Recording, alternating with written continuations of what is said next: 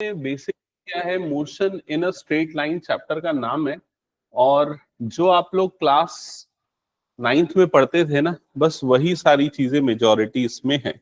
ठीक है। इसमें अगर देखा जाए ये वाले जो कुछ चैप्टर्स हैं ये काइनेमेटिक्स के अंदर आते हैं। ठीक है, जिसमें हम ये पढ़ते हैं कि अगर कोई भी ऑब्जेक्ट मोशन में है तो उसमें कौन कौन से लॉज अप्लाई होते हैं, उसकी स्पीड, डिस्टेंस, टाइम, ये सब का कैलकुलेशन करते हैं। और उसमें हम वो जो लॉज ऑफ मोशन जो हम पढ़ते थे ना क्लास 9th में, कौन सा, v is equals to u plus A t, first वाला। सेकेंड वाला कौन सा होता था,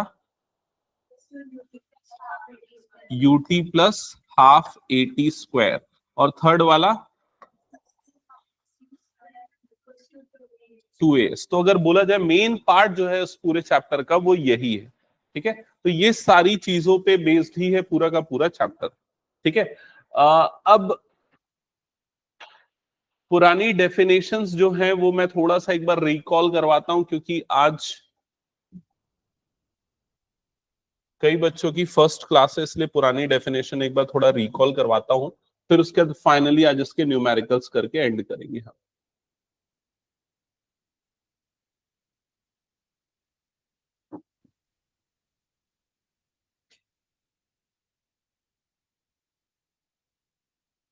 ओके, सो यहां पूरे जो चैप्टर की समरी है ना डेफिनेशंस की, वो सब लिखा हुआ है। सबसे फर्स्ट पॉइंट आपको क्या दिख रहा है, मैकेनिक्स। तो मैकेनिक्स को कैसे डिफाइन करते हैं ये इसने बताया है। ये फिजिक्स की वो ब्रांच है जिसमें हम कंडीशन ऑफ रेस्ट और मोशन की स्टडी करते हैं। मतलब कोई भी ऑब्जेक्ट रेस्ट में है या मोशन में, तो उस स्टडी को मैकेनिक्स बोलते हैं।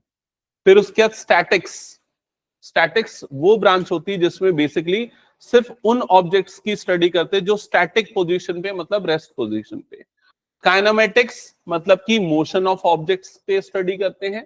ठीक है, इसमें हम ये देखते हैं, इसमें ये नहीं देखते हैं कि उसका कॉज क्या है, कोई भी ऑब्जेक्ट मोशन में क्यों आया है।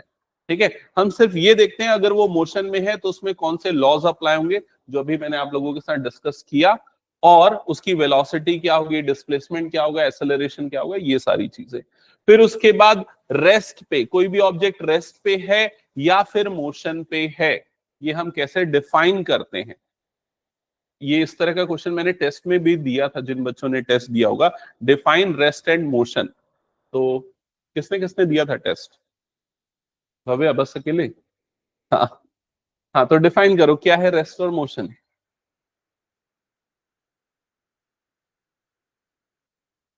बाकी लोगों ने भी तो अटेंड किया था थोड़ी बहुत क्लासेस, रेस्ट और मोशन डिफाइन करो। और ये, हाँ बताओ।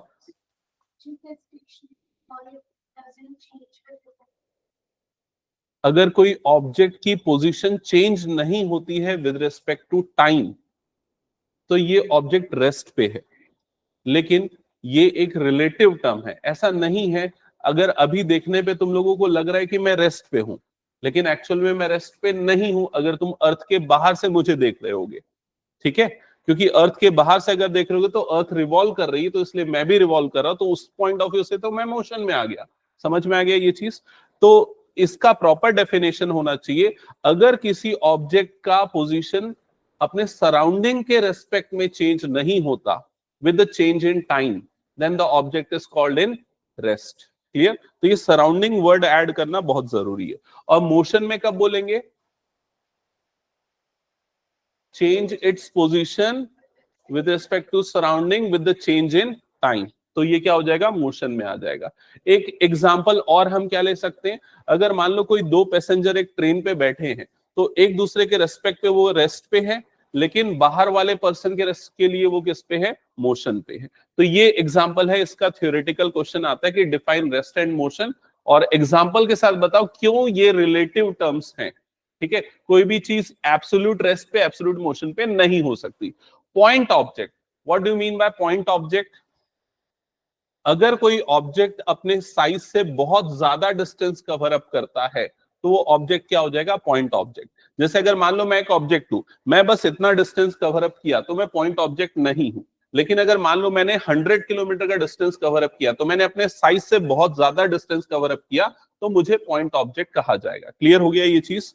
उसी तरीके से अर्थ जो है, अगर एक दिन में जो डिस्टेंस कवर अप कर रहा है या सन के अराउंड जो रिवॉल्व कर रहा है, तो अर्थ को भी हम पॉइंट ऑब्जेक्ट बोल सकते हैं, क्योंकि अर्थ अपने साइज से बहुत ज्यादा डिस्टेंस कवर अप कर रहा है एक साल में। समझ में आई ये चीज? तो पॉइंट ऑब्जेक्ट ये भी रिलेटिव टर्म है, आप किसके रेस्पेक्ट में ले रहे हो। नेक्स्ट, मोशन में 1 डायमेंशनल, 2 डायमेंशनल और 3 डायमेंशनल मोशन के एग्जांपल के थ्रू मैं बताता हूं। अगर मान लो ये एक स्ट्रेट लाइन में कोई ऑब्जेक्ट मूव कर रहा है, तो ये क्या हो जाएगा? 1 डायमेंशनल मोशन। अगर मान लो इस वॉल में कोई छिपकली है जो चल रही है, तो वो क्या हो जाएगा? 2 डायमेंशनल मोशन, क्योंकि यहां पर उसके 2 कोऑर्डिनेट्स चेंज होंगे, एक्स कोऑर्डिनेट और वाई कोऑर्डिनेट। ठीक है, लेकिन एक लाइन में चल रहा है तो सिर्फ एक ही कोऑर्डिनेट चेंज हो रहा है, एक्स कोऑर्डिनेट। और 3 डायमेंशनल मोशन का एग्जांपल क्या हो जाएगा? अगर कोई बर्ड फ्लाई कर रही है, तो उसके एक्स कोऑर्डिनेट, वाई कोऑर्डिनेट और जेड कोऑर्डिनेट, तीनों कोऑर्डिनेट चेंज होंगे। हालांकि तुमने 3 डायमेंशनल चीजें अभी तक नहीं पढ़ी है मैथमेटिक्स में, ठीक है, लेकिन वो पढ़ोगे आगे जाके और वो चीज समझना है। जैसे ये रूम 3 डायमेंशनल रूम है, इसमें ये वाला एक्सिस एक्स एक्सिस हो गया, वो वाला एक्सिस क्या हो गया? वाई, और ये एक्सिस क्या हो गया? Z axis. समझ में आ गया ये चीज? तो अगर कोई बर्ड फ्लाई करेगा तो तीनों कोऑर्डिनेट चेंज होंगे, एक्स वाई और जेड कोऑर्डिनेट, तो वो 3 डायमेंशनल मोशन हो गया। यहां तक क्लियर हो गया? नेक्स्ट, डिस्टेंस और पाथ लेंथ, ये क्या होता है?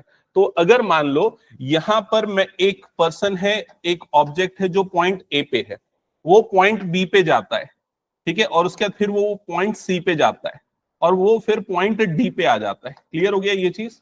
तो उसने कितना डिस्टेंस कवर अप किया, अगर ये पूछा जाता है, तो उसने जो पाथ फॉलो किया उसकी लेंथ जो होगी, वो उसका टोटल डिस्टेंस कवर अप होगा। क्या ये समझ में आ गया? लेकिन अगर पूछा जाता है इसका डिस्प्लेसमेंट क्या है, तो डिस्प्लेसमेंट जो होता है वो इनिशियल पोजीशन और फाइनल पोजीशन का शॉर्टेस्ट पाथ होता है। तो ये जो पाथ आपको दिख रहा है, ये क्या बताएगा? डिस्प्लेसमेंट। और डिस्टेंस क्या है? जो उसने पूरा पाथ फॉलो किया, जो उसकी ट्रेजेक्टरी रही, वो हो जाएगा उसका डिस्टेंस या पाथ लेंथ। क्या ये क्लियर हो गया? नेक्स्ट है डिस्प्लेसमेंट, ये भी मैंने बता दिया अभी डिस्प्लेसमेंट क्या है। और क्या चीज लिखा है? हाँ, इसमें कुछ और चीजें इंपॉर्टेंट है कि डिस्टेंस जो है वो हमेशा या तो पॉजिटिव होगा या फिर जीरो होगा। ठीक है, वो कभी नेगेटिव नहीं हो सकता, क्योंकि length can not be negative, हमने पढ़ा है। लेकिन डिस्प्लेसमेंट जो है वो पॉजिटिव, नेगेटिव और जीरो तीनों हो सकता है। क्योंकि अगर मान लो आप इस पॉइंट पे हो, अगर आप राइट साइड पे जा रहे हो तो उसको पॉजिटिव डिस्प्लेसमेंट मानोगे, और अगर आप लेफ्ट साइड पे जा रहे हो तो वो क्या हो जाएगा? Negative displacement. समझ में आ गया ये चीज? तो इस पॉइंट ऑफ व्यू से देखा जाए तो डिस्टेंस एक स्केलर क्वांटिटी होती है। अब स्केलर क्वांटिटी क्या होती है? ऐसी क्वांटिटी जिसमें सिर्फ मैग्नीट्यूड होता है, नंबर होता है। लेकिन डिस्प्लेसमेंट एक वेक्टर क्वांटिटी है जिसमें मैग्नीट्यूड के साथ साथ डायरेक्शन भी जरूरी होता है। ठीक, ठीक है, यहां तक क्लियर सबको? अब दोनों की यूनिट सेम है, दोनों की यूनिट यहां पर क्या होगी? मीटर्स ही होगी, ऐसा यूनिट्स। इसके बाद दो टर्म्स आते हैं, एक आता है स्पीड और दूसरा आता है वेलोसिटी। स्पीड की डेफिनेशन क्या है? Distance travel divided by time taken. ठीक है, तो ये किसके ऊपर डिपेंड कर रहा है? डिस्टेंस के ऊपर। मतलब स्पीड कौन सी क्वांटिटी हो गई? स्केलर की वेक्टर? स्केलर, क्योंकि डिस्टेंस स्केलर है इसलिए स्पीड भी क्या हो गया? स्केलर। ठीक है, फिर उसके बाद वेलोसिटी पे आते हैं, तो वेलोसिटी ये होता है डिस्प्लेसमेंट अपॉन टाइम। तो डिस्प्लेसमेंट वेक्टर है तो वेलोसिटी भी क्या हो जाएगा? वेक्टर। अब देखो, डिस्टेंस हमेशा पॉजिटिव या जीरो होता है, तो स्पीड भी हमेशा क्या होगा? पॉजिटिव या जीरो। लेकिन डिस्प्लेसमेंट पॉजिटिव, नेगेटिव, जीरो तीनों होता है, तो वेलोसिटी भी पॉजिटिव, नेगेटिव और जीरो तीनों हो सकता है। समझ में आ गया?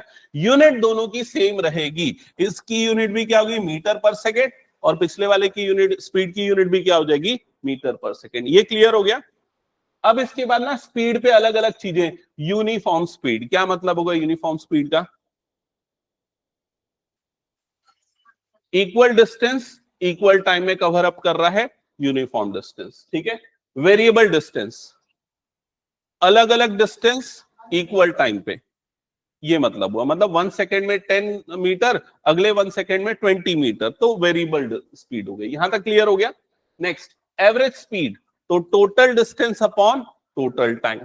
ठीक है, इंस्टेंटेनियस स्पीड, ये चीज इंपॉर्टेंट है। इंस्टेंटेनियस, उस इंस्टेंट पे क्या स्पीड है, ये इंस्टेंटेनियस स्पीड होती है। जैसे आप गाड़ी चलाते हो ना, तो चलाते समय स्पीडोमीटर पे हर टाइम पे वो चेंज होते रहता है ना उसका कांटा, कभी 40 पे आता है, कभी 45 पे आता है, लाइक दैट। तो उस इंस्टेंट पे जब आप उसको ऑब्जर्व करें तो जो स्पीड चल रही है वो इंस्टेंटेनियस स्पीड होती है। क्या ये क्लियर हो गया सबको?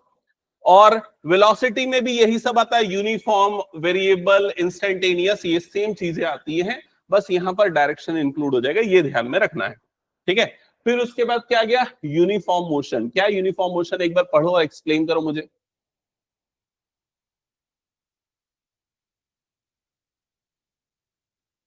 यूनिफॉर्म मोशन सेम चीज जो यूनिफॉर्म स्पीड के बारे में हम डिस्कस कर रहे थे ना, इक्वल डिस्टेंस इक्वल टाइम में कवर अप करा, तो उसको यूनिफॉर्म मोशन बोले।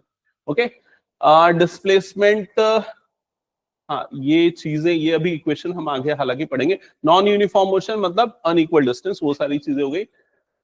इसके बाद ये कुछ फॉर्मूले हमने किए थे अगर याद होगा तो, और इन पे बेस्ड कई सारे न्यूमेरिकल्स हमने किए थे। ठीक है, इसको फिलहाल मैं अभी स्किप कर रहा हूं, आगे बढ़ रहा हूं, न्यूमेरिकल्स वाला पार्ट।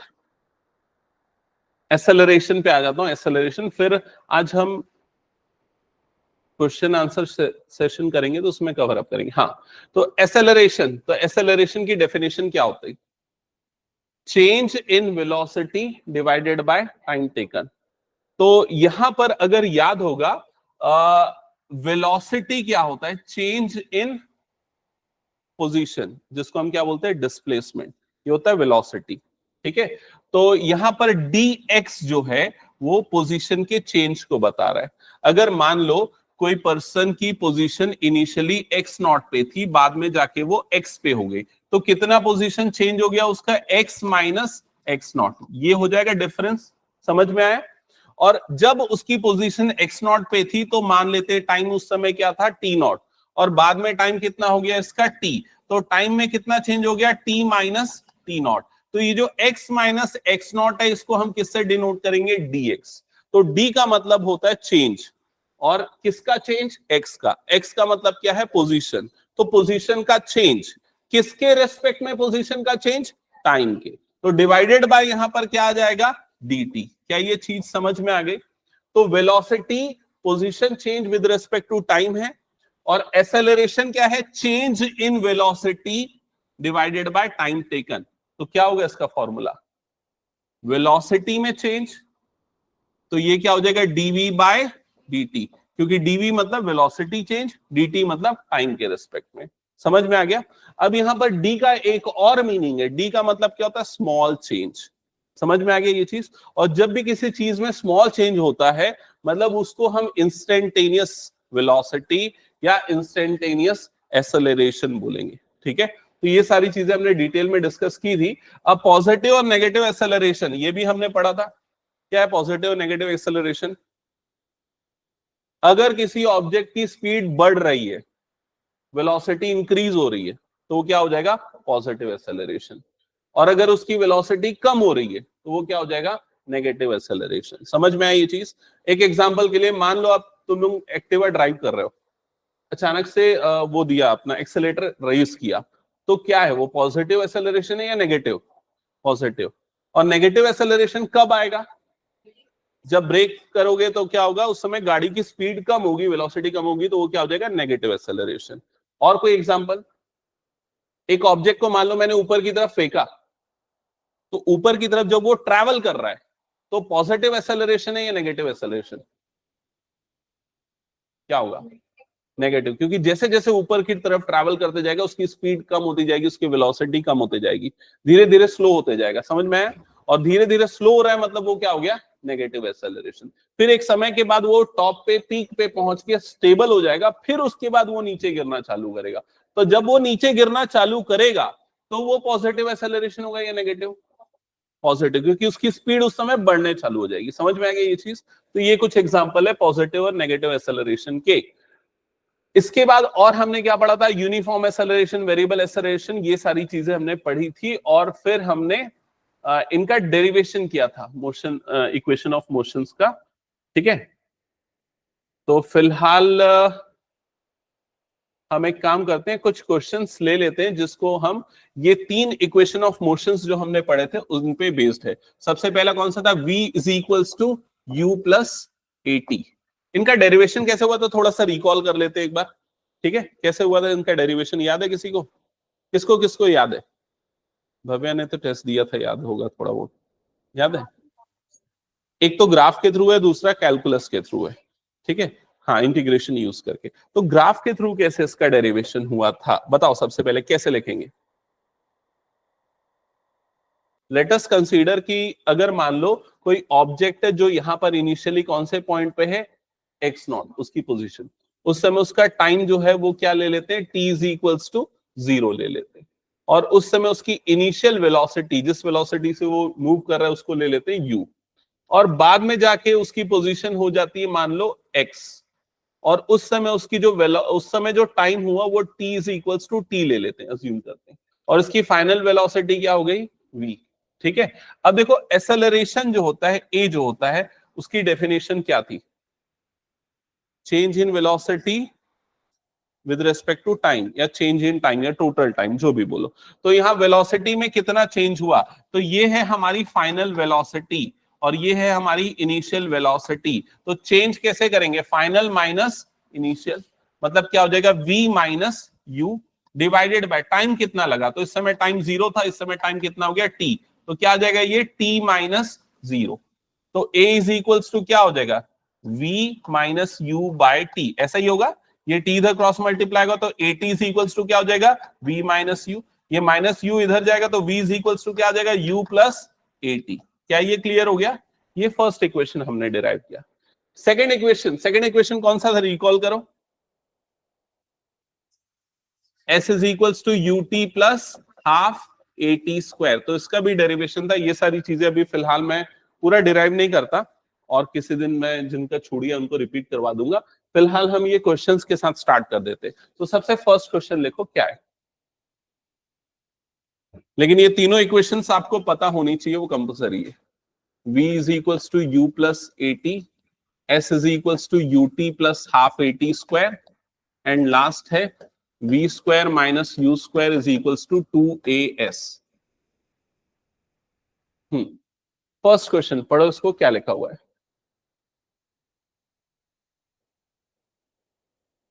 और नोट भी करना ना इंपॉर्टेंट पॉइंट सारे क्वेश्चंस के। ये AIEEE क्या है पता है क्या तुम लोगों को? हाँ, जेई के पहले जो है ना, जेई मेन के पहले AIEEE डिफरेंट एग्जाम होता था, तो उस समय का ये क्वेश्चन है, उसके कॉम्पिटिटिव का क्वेश्चन है। तो इस क्वेश्चन में क्या लिखा हुआ है, पहले इसको अच्छे से नोट करो। A ball is released from the top of a tower, a ball is released from a top of a tower, height h metres, उसकी हाइट क्या है, h metres. It takes t seconds to reach the ground. It takes t seconds to reach the ground.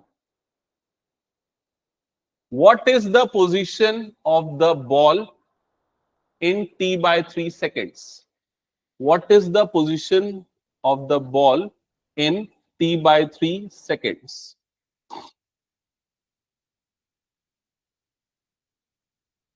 Note down कर लिया सबने?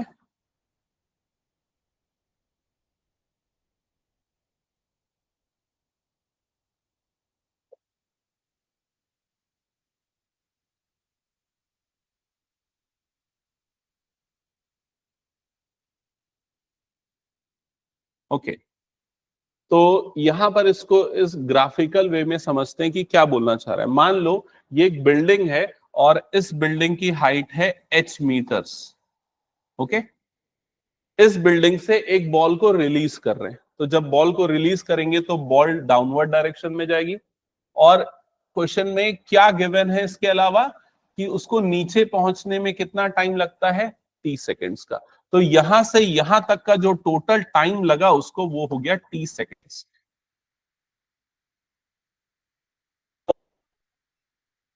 इन t bye 3 seconds, तो t bye 3 second में वो ball कहां पर होगी, तो कुछ डिस्टेंस कवर अप किया होगा, मे बी यहां पर होगी, हम ये मान लेते हैं। तो ये t बाय 3 सेकेंड्स पे उसकी पोजीशन हो गई, बट उसकी वैल्यू क्या होगी आपको ये बताना है। क्वेश्चन समझ में आ गया? ठीक है, तो आपको ये वैल्यू बताना है कि वो पोजीशन कहां पर है, वो वो अबोव द ग्राउंड है लेकिन कितना ऊपर है, ये चीज आपको आंसर करनी है। क्लियर हो गया? तो यहां पर देखो हम कौन सा इक्वेशन यूज करेंगे, ये वाला, s is equals to ut plus half at square. Note करो ये equation, s is equals to ut plus half at square. ठीक है, अब जिन बच्चों की पहली क्लास है वो थोड़ा ध्यान से सुनना, बाकी जो पहले अटेंड कर चुके हो तो आराम से थोड़ा बहुत सॉल्व कर लोगे। अब यहां पर h क्या है, s है डिस्प्लेसमेंट। ठीक है, तो जिनको नहीं पता लिख लेना, s क्या है, डिस्प्लेसमेंट। ठीक है, हाँ कुछ काम है, मैं क्लास के बाद आपसे फोन लूंगा। तो यहां पर s है डिस्प्लेसमेंट, तो अभी बॉल का डिस्प्लेसमेंट कितना होगा टोटल अगर देखा जाए तो, ये जीरो वाली पोजीशन हो गई और ये वाली क्या हो गई, h, टोटल डिस्प्लेसमेंट जब हम उसको रिलीज कर रहे हैं। तो s की वैल्यू यहां पर क्या हो जाएगी, h, उसका टोटल डिस्प्लेसमेंट कितना होगा, h। ये क्लियर हो गया? u क्या होता है पता है क्या, इनिशियल वेलोसिटी। तो जिनको नहीं पता लिख लो, u होता है इनिशियल वेलोसिटी। तो जब आपने बॉल को रिलीज किया तो इनिशियली उसकी वेलोसिटी क्या थी, 0। तो यहां पर u की वैल्यू क्या हो जाएगी, 0। क्या ये क्लियर हो गया?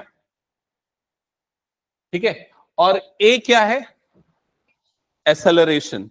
तो यहां पर जब आप बॉल को रिलीज करोगे तो बॉल की वेलोसिटी इंक्रीज हो रही है, वो वेलोसिटी इंक्रीज जो हो रही है वो एक्सेलरेशन है, और वो एक्सेलरेशन किसके कारण है, ग्रेविटी के कारण।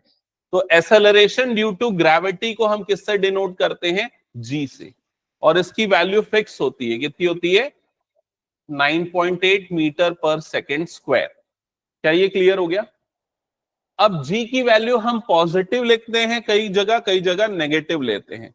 हम कब पॉजिटिव लेते हैं, जब ऊपर से नीचे आ रहा है कोई भी ऑब्जेक्ट तो g की वैल्यू लेंगे पॉजिटिव, जब नीचे से ऊपर फेंक रहे हैं तो g की वैल्यू क्या हो जाएगी, नेगेटिव। तो अभी ऊपर से नीचे आ रहा है इसलिए g की वैल्यू पॉजिटिव लेंगे। यहां तक क्लियर हो गया? और ये जो t आपको दिख रहा है वो क्या है, टाइम। तो इस डिस्प्लेसमेंट में कितना टाइम लग रहा है, t, तो स्मॉल t की जगह पे क्या आ जाएगा, कैपिटल T। ये समझ में आ गया पूरा? अब इस फॉर्मूले में ये सारी वैल्यूज को पुट करो, s is equals to ut plus half at square या जीटी स्क्वायर। तो s की जगह पे आ जाएगा h, u की जगह पे आ जाएगा 0, स्मॉल t की जगह पे कैपिटल T, ये हो जाएगा हाफ जीटी स्क्वायर, ऐसा आ जाएगा।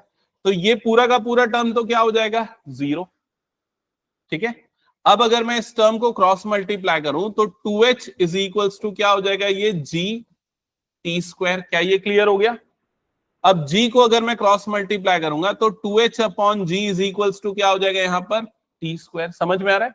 तो t की वैल्यू मुझे क्या मिल जाएगी, रूट ओवर 2h अपॉन जी। क्या ये क्लियर है? t की वैल्यू हो गई रूट ओवर 2h अपॉन जी। इसका क्या मतलब हुआ कि जो टोटल टाइम उसे लगने वाला है वो दो चीजों के ऊपर डिपेंड कर रहा है। कौन सी दो चीजें हैं वो, height and acceleration due to gravity. वो तो हमें पता ही है, ये तो फिक्स होता है, मतलब सिर्फ हाइट पता चलेगा तो हमें टोटल टाइम उसका मिल जाएगा। क्या ये समझ में आ गया? तो अगर क्वेश्चन में टाइम पूछा होता तो हम इस फॉर्मूल इस तरीके से उसको कैलकुलेट कर सकते थे। अब क्वेश्चन में पूछा क्या है कि टोटल कितना डिस्टेंस कवर करेगा कितने टाइम में, t/3 सेकेंड्स में। तो हम सेम फॉर्मूला यूज करेंगे और हम उसका डिस्प्लेसमेंट निकालेंगे t/3 सेकेंड्स में कितना है। तो मान लेते हैं ये वाला डिस्प्लेसमेंट उसका कितना हो गया, h डैश, क्योंकि t/3 सेकेंड में उसकी पोजीशन चाहिए। टोटल डिस्प्लेसमेंट h था लेकिन इतने ड्यूरेशन में डिस्प्लेसमेंट को हम क्या ले लेते हैं, h डैश। ठीक है, तो s की जगह पे अब हम यूज करेंगे h डैश। ठीक है, और क्या क्या चीजें यहां पर होंगी, देखो चेंज क्या होगी, u की वैल्यू अभी भी क्या हो जाएगी, 0, क्योंकि इनिशियली जहां से आप रिलीज कर रहे हो। ठीक है, a या फिर g acceleration due to gravity वो अभी भी सेम है, 9.8 मीटर पर सेकेंड स्क्वायर। क्या ये क्लियर हो गया? और कितने टाइम के बाद आपको उसकी पोजीशन निकालनी है, तो यहां पर क्या आ जाएगा, t/3। क्या ये क्लियर हो गया? अब जो सेम फॉर्मूला भी हमने यहां पर यूज किया था ना, कौन सा, s is equals to ut plus half g t square, इसी फॉर्मूले में ये सारी वैल्यू पुट करो। तो s की जगह पे हमने डाल दिया h डैश, u की जगह पे डाल दिया 0, टी टाइम की जगह पे डाल दिया t/3 plus half g t square, और t की जगह पे आ गया t/3 का होल स्क्वायर। क्या यहां तक समझ में आ गया? ओके अब इसका कैलकुलेशन करते हैं। तो h dash is equals to, ये तो पूरी टर्म हो गई 0, उसको छोड़ दो। यहां पर क्या बच जाएगा 1/2, g के प्लेस पे क्या आ जाएगा 9.8, और टी स्क्वायर बाय क्या हो जाएगा, ये टी स्क्वायर बाय 9। क्या ये समझ में आ गया सबको?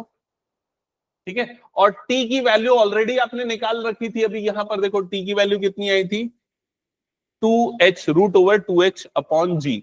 तो t की वैल्यू को यहां पर पुट कर दो, तो h dash is equals to, इसको डिवाइड कर ही देते हैं, कितना आएगा इसको डिवाइड करने पे 4.9, ओके, डिवाइडेड बाय 9, और टी स्क्वायर मतलब ये हो जाएगा 2h upon g, because t की वैल्यू ये है तो टी स्क्वायर की वैल्यू आ जाएगी 2h अपॉन जी। ये समझ में आ गया? ठीक है, इसको फर्दर और सिंप्लीफाई कर लेते हैं। तो h dash is equals to, ये दोनों टर्म्स मल्टीप्लाई होंगे, again you will get 9.8 divided by 9 into h divided by g की वैल्यू भी कितनी होती है 9.8। क्लियर हो गया ये चीज? ये दोनों 9.8 और 9.8 कट गया, तो फाइनली आपको क्या मिल जाएगा यहां पर h/9। यहां तक क्लियर हो गया? तो h/9 का मतलब क्या है, जो डिस्टेंस या जो डिस्प्लेसमेंट हुआ है, वो डिस्प्लेसमेंट कितना है, h/9 का डिस्प्लेसमेंट है। टोटल हाइट का 1/9 टाइम्स डिस्प्लेसमेंट हुआ है। तो अगर आपको इसकी पोजीशन बतानी है तो आप दो तरह से बता सकते हो। हाँ, आप दो तरह से बता सकते हो अपने आंसर में। ये लिख सकते हो कि वो टॉप से h/9 के डिस्प्लेसमेंट पे है, या h/9 मीटर्स डाउनवर्ड्स है, अगर ऊपर से उसकी पोजीशन बता रहे हो। नीचे से अगर उसकी पोजीशन बतानी है तो कितना अर्थ सरफेस से कितना ऊपर है, तो वो डिस्प्लेसमेंट निकालने के लिए क्या करना पड़ेगा, h में से क्या माइनस करना पड़ेगा, h/9। टोटल हाइट h में से h/9 माइनस कर दो, तो कितना आ जाएगा ये 8h/9। तो इतना मीटर अबोव द ग्राउंड है। दोनों आपके करेक्ट आंसर होंगे। समझ में आ गया ये चीज? त्रिषा आया समझ में? ये पूरा वैल्यू पुट करना समझ में आया? यहां पर देखो, उसके बाद टी स्क्वायर, तो टी की वैल्यू हमने निकाली थी फर्स्ट स्टेप में। टी स्क्वायर निकालने के लिए क्या करोगे, स्क्वायरिंग कर दोगे, तो टी स्क्वायर क्या हो जाएगा 2h upon ji.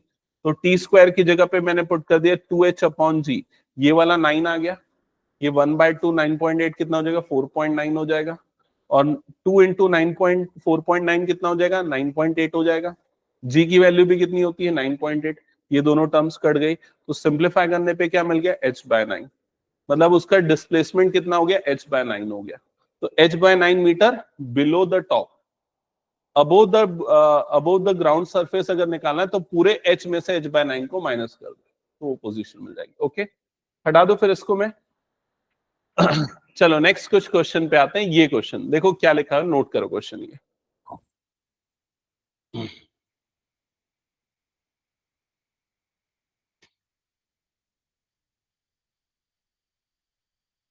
Points P, Q, and R are in vertical line such that PQ is equals to QR. A ball at P is allowed to fall freely. What is the ratio of times of descent through PQ and QR?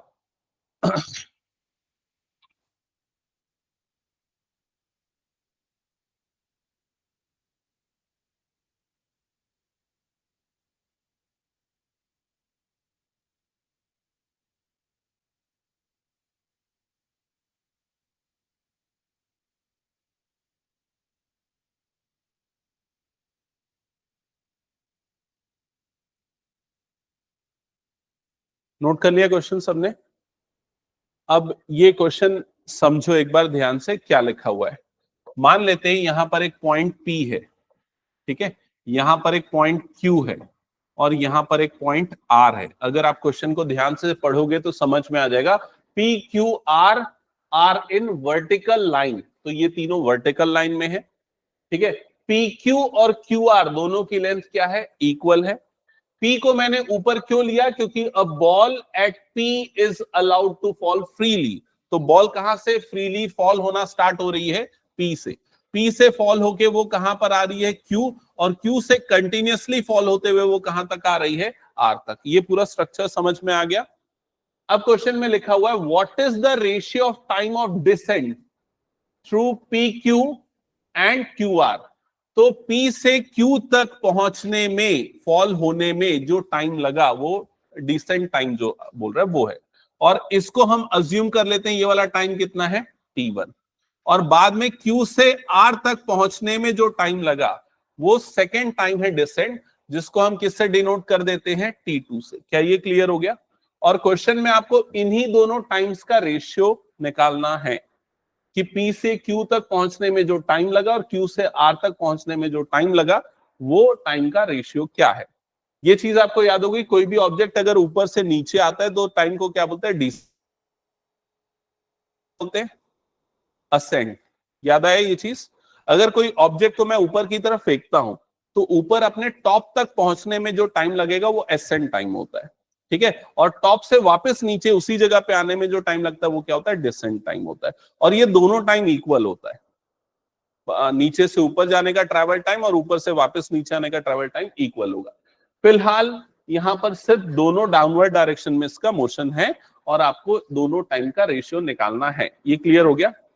अब देखो displacement. अच्छा, एक और important चीज दिखिए, क्या लिखा है कि ये दोनों का जो डिस्प्लेसमेंट और ये दोनों का डिस्प्लेसमेंट क्या है, सेम है। तो अगर मान लो ये यहां से यहां तक का जो डिस्प्लेसमेंट है वो h है, तो यहां से यहां तक का डिस्प्लेसमेंट भी कितना हो जाएगा, h। क्या ये चीज क्लियर हो गई? ठीक है।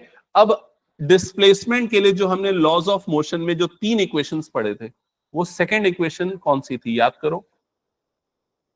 s is equals to ut plus half at square. याद आया ये वाला? ठीक है। अब यहां पर हम सबसे पहले P से Q तक का जो इक्वेशन बन रहा है वो इसको आइडेंटिफाई करते कि क्या होगा। तो P से Q तक में डिस्प्लेसमेंट कितना है, h। तो s की जगह पे क्या आ जाएगा, h। समझ में आ गया? That is equals to u। u क्या होता है, इनिशियल वेलोसिटी। क्वेश्चन में पहली लाइन या दूसरी लाइन में ही लिखा है कि ऑब्जेक्ट को फ्री फॉल कर रहे हैं, मतलब उसको रिलीज कर रहे हैं। रिलीज कर रहे हैं तो जब हमने रिलीज किया तो इनिशियल वेलोसिटी क्या थी, 0। तो u की जगह पे आ जाएगा 0, मतलब ये पूरा 0 हो जाएगा। समझ में आ गया? तो प्लस यहां पर क्या बच गया, हाफ a क्या है, एसेलरेशन। अब acceleration due to gravity, free fall हो रहा है तो वो a की जगह पे क्या आ जाएगा, यहां पर g आ जाएगा। तो उसको मैं लिखता हूं g, ठीक है। और हम P से Q तक का डिस्प्लेसमेंट कैलकुलेट कर रहे हैं, तो वो जो टाइम लग रहा है उस टाइम को हमने किससे डिनोट किया, T से। तो यहां पर टाइम T1 से, तो यहां टाइम T की जगह पे क्या आ जाएगा, T1 स्क्वायर। क्या ये सबको समझ में आया कैसे आया? और इस इक्वेशन को हम कंसीडर कर लेते हैं इक्वेशन नंबर 1। ये क्लियर हो गया? अब सेम इक्वेशन आप बताओ क्या होगा अगर उसका डिस्प्लेसमेंट P से लेके R होगा, तो क्या होगी ये इक्वेशन। कहां से कहां बोल रहा हूं मैं, P से लेके R। P से लेके R, तो P से लेके R में उसका नेट डिस्प्लेसमेंट कितना होगा, 2h हो जाएगा, क्योंकि h प्लस h मतलब कितना हो गया, 2h। तो नेट डिस्प्लेसमेंट मतलब s की जगह पे हम क्या लिखेंगे यहां पर, 2h। समझ में आ गया? u इनिशियल वेलोसिटी क्या होगी, 0, क्योंकि जब फ्री फॉल में रिलीज कर रहे थे तो वो हो गया 0, मतलब ये पूरा टर्म क्या आ जाएगा, 0। ये क्लियर हो गया? और यहां पर हाफ a की जगह पे क्या आ जाएगा, g, और t की जगह पे क्या आएगा, T1 प्लस T2, क्योंकि ये वाला टाइम T1 और ये वाला टाइम हमने क्या लिया, T2। तो यहां पर आ जाएगा T1 प्लस T2 का होल स्क्वायर। क्या ये सबको समझ में आ गया? और इसको अब हम कंसीडर करते हैं इक्वेशन नंबर 2। अब फिर से मैं क्वेश्चन पे आता हूं, आपको क्या निकालना है, T1 और T2 का रेशियो। तो अगर आपको T1 और T2 चाहिए तो आपको H और G नहीं चाहिए। क्लियर? ये तो क्लियर है। तो हम H और G को कैसे रिमूव कर सकते हैं दोनों इक्वेशन को यूज करके। या तो सब्सटीट्यूट करो या तो दोनों को डिवाइड करो, दो ऑप्शन है। डिवाइड करोगे तो भी एच और जी कट जाएगा। सब्सटीट्यूट करना है तो आप इक्वेशन 1 से 2h की वैल्यू निकाल सकते हो। तो इक्वेशन 1 से 2h की वैल्यू क्या आ जाएगी, जी टी1 स्क्वायर, ऐसे ही आएगा, 2 को इधर क्रॉस मल्टीप्लाई कर दोगे तो 2h आ जाएगा जी टी1 स्क्वायर। क्लियर हो गया ये चीज। और ये 2h की वैल्यू को यहां 2h की जगह पे डाल दो, तो इस 2h की जगह पे अगर वो वैल्यू डालोगे तो ये आ जाएगा G T one square is equals to half G T one plus T2 का होल स्क्वायर। ये समझ में आ गया। अब दोनों जगह से जी और जी कैंसल आउट हो जाएगा, ठीक है।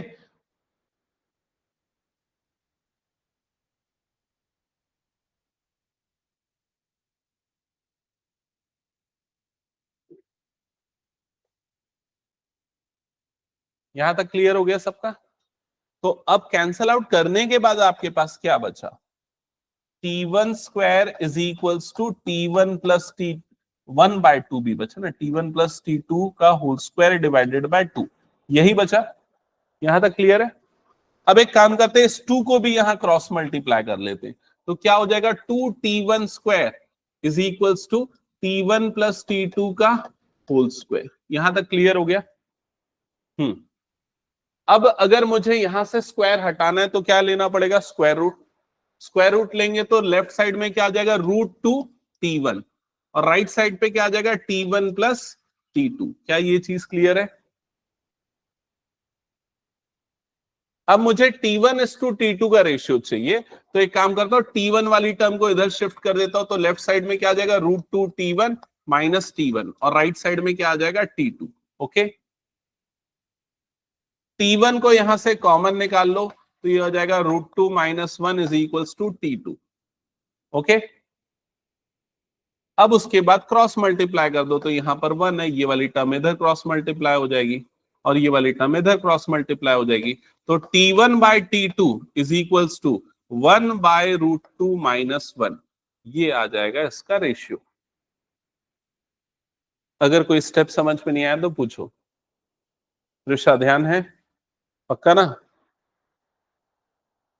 क्लियर सबको ये क्वेश्चन, ठीक है। कुछ नोट करना है तो कर लो, नहीं तो मैं नेक्स्ट क्वेश्चन पे आगे मूव करता हूं।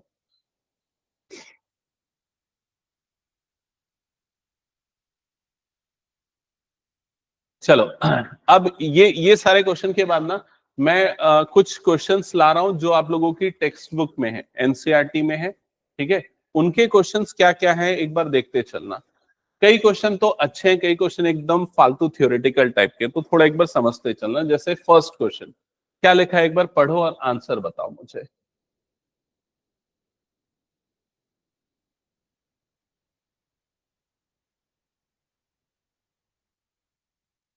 हम किससे पॉइंट ऑब्जेक्ट्स बोल सकते हैं, ये पूछ रहा है, और यहां पर चार अलग अलग सिचुएशंस है।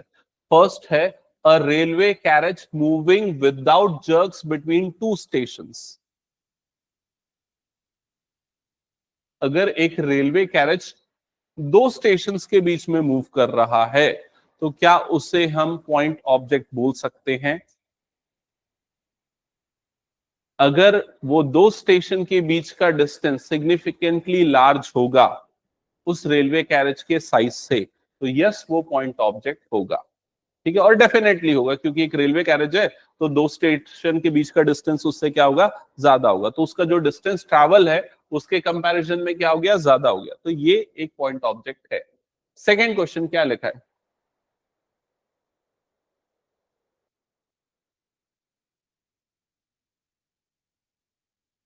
तो एक मंकी है, वो एक पर्सन के ऊपर बैठा हुआ है, और क्या बोल रहे हैं, वो पर्सन साइकिल चला रहा है, और वो साइकिल चला रहा है किस पे, सर्कुलर ट्रैक पे। तो ये मान लो एक सर्कुलर ट्रैक हो गया, ठीक है, और ये वो पर्सन हो गया जिसपे वो साइकिल चला रहा है, ठीक है, और मंकी उसके ऊपर बैठा हुआ है। तो अब क्या ये एक पॉइंट ऑब्जेक्ट है या नहीं, क्यों है और क्यों नहीं है, दोनों चीजें बताओ।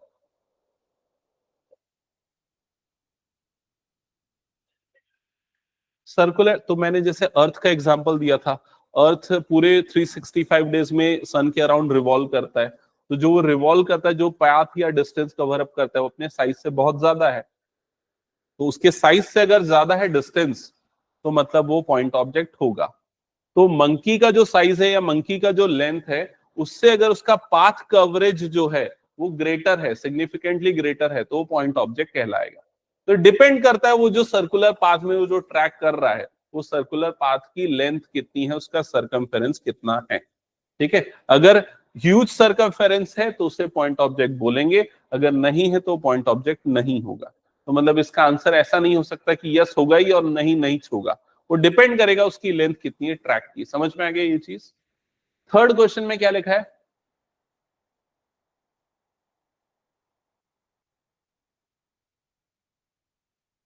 अ spinning cricket ball turns sharply on hitting the ground. मान लो ये ग्राउंड है, इस तरीके से देखते हैं, ग्राउंड है ना। ये हो गया मान लो ग्राउंड। बॉल ने हिट किया यहां पर, ग्राउंड को हिट करने के बाद वो टर्न करेगा, इस तरीके से टर्न कर रहा है। तो क्या ये एक पॉइंट ऑब्जेक्ट कहलाएगा वो बॉल? तो आंसर है नहीं, क्योंकि टर्निंग के बाद जो उसका जो टर्न होगा वो सिग्निफिकेंटली हाई नहीं होगा as compared to its size. ठीक है, तो उसका जो टर्न पोजीशन है वो ज्यादा चेंज नहीं हो रहा है उसके साइज के कंपैरिजन में, तो ये पॉइंट ऑब्जेक्ट नहीं होगा। क्लियर हो गया ये चीज। फोर्थ क्या लिखा हुआ है, पढ़ो।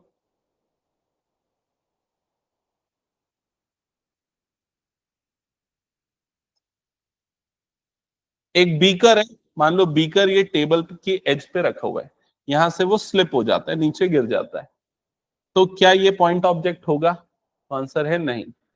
तो एक्चुअल में ये डेफिनेशन काफी कॉन्ट्राडिक्टरी है, क्योंकि यहाँ पर टेबल की साइज क्या है वो डिफाइंड होना चाहिए, बीकर की साइज क्या है वो डिफाइंड होना चाहिए। तो आप इसको ट्रू या फॉल्स में आंसर नहीं कर सकते। It depends on the situation and the size and the distance of object. समझ में? हाँ, नहीं, टेक द करेक्ट नहीं, एक जनरल वो कई क्वेश्चन क्या होते हैं ना, सिर्फ एग्जाम के पॉइंट ऑफ व्यू से नहीं होते, आपकी बेसिक अंडरस्टैंडिंग टेस्ट करने के लिए होती है, उनमें से एक है। चलो ठीक है, नेक्स्ट क्वेश्चन पे आते हैं। ये क्वेश्चन जेडब्ल्यू मेन में अप्रैल 24 में, मतलब लास्ट ईयर जस्ट पूछा गया था क्वेश्चन। ठीक है, इस क्वेश्चन को अच्छे से समझो और आंसर करो, और नोट भी करो ना इसको। ये क्वेश्चन इंपॉर्टेंट है, इसके पहले वाला बकवास था। ठीक है, हाँ। The position time graph, position time graph को एक्स टी ग्राफ इससे भी डिनोट करते हैं। For two childrens A and B, for two childrens A and B,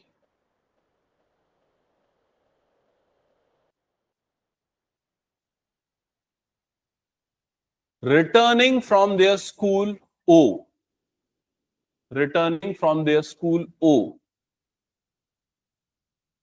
to their homes P and Q respectively, to their homes P and Q respectively,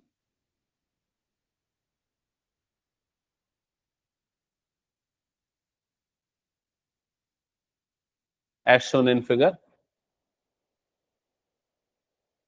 ठीक है, और उसके बाद ये फिगर ड्रॉ करो, ये फिगर, इस फिगर में एक्स एक्सिस क्या रिप्रेजेंट कर रहा है? टाइम को। वाई एक्सिस रिप्रेजेंट कर रहा है चेंज इन पोजीशन को या पोजीशन को, तो पोजीशन को हम यूजुअली एक्स से डिनोट करते हैं। और ये वाला पॉइंट है ओ, ओ मतलब स्कूल की पोजीशन। यहां तक क्लियर हो गया?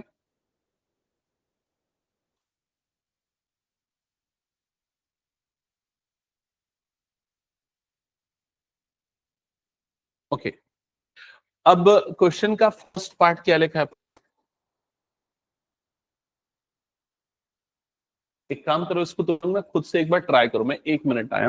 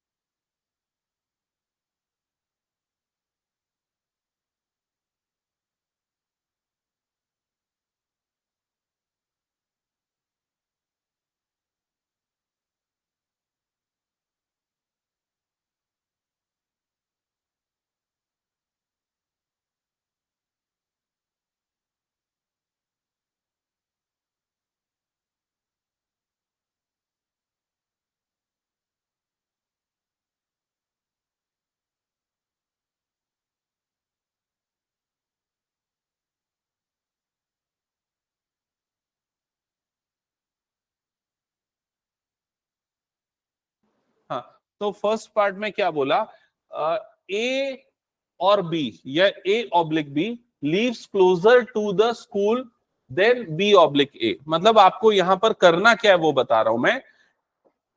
यहां पर ए टिक करना है और यहां पर बी टिक करना है, या तो ये हो सकता है, या तो यहां बी टिक करना है और यहां पर ए टिक करना है। इसका मतलब ए लीव्स क्लोजर टू बी आएगा या बी लीव्स क्लोजर टू ए आएगा। क्वेश्चन में ये पूछ रहा है क्या ए स्कूल के ज्यादा पास रहता है एज कंपेयर टू बी, या बी स्कूल के ज्यादा पास रहता है as compared to A. Question समझ में आया क्या, अभी बताओ। तो ए या बी दोनों में से कौन स्कूल के ज्यादा पास रहता है, ये आपको बताना है। स्कूल कहां पर है, ओ पे। ए का घर कहां पर है, ए का घर कहां पर है, पी पे। बी का घर कहां पर है, क्यू पे। तो कौन स्कूल के ज्यादा पास रहता है, ए। तो क्वेश्चन में आपका आंसर आएगा ए लीव्स क्लोजर टू, ये हट जाएगा, A leaves closer to school than B. क्या ये क्लियर हो गया सबको? सेकेंड पार्ट में क्या पूछा है, starts from the school earlier than. कौन स्कूल से पहले स्टार्ट कर रहा है, ए या बी। स्कूल से चलना कौन पहले स्टार्ट कर रहा है, ए स्टार्ट कर रहा है या बी। तो आंसर है ए, क्योंकि यहां पर जैसे ही टाइम t इक्वल्स टू 0 हुआ ए का डिस्प्लेसमेंट स्टार्ट हो गया। तो उसका करेक्ट आंसर होगा A starts from the school earlier than B. क्या ये क्लियर हो गया सबको? नेक्स्ट थर्ड पार्ट में क्या लिखा है, पढ़ो। ए या बी कौन ज्यादा फास्टर चल रहा है, ए या बी कौन ज्यादा फास्टर चल रहा है।